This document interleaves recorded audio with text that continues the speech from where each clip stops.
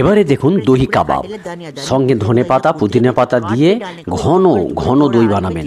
সঙ্গে একটু কাঁচা লঙ্কা, একটু পেঁয়াজ, একটুখানি চিলি ফ্লেক্স, একটুখানি ব্ল্যাক পেপার দিয়ে, কাজু কিশমিশ দিয়ে সুন্দর, এর মধ্যে একটুখানি কর্নফ্লাওয়ার দেন, একটু ময়দা দেন, দিয়ে সুন্দরভাবে সঙ্গে একটুখানি এলাচ, দারচিনি গুঁড়ো, একটু জয়িত্রীকে এরকম ঘষে, জায়ফলকে ঘষে দেবেন, একটু আলুকে এরকম সুন্দর করে ঘষে দেবেন, ঘষে দিয়ে সঙ্গে একটু গ্রেট করা পনিরটাকে ভালো করে দেবেন, দিয়ে অল্প স্বাদ মতন একটু নুন দেবেন, দিয়ে ভালো করে এইভাবে সুন্দর করে মাখুন।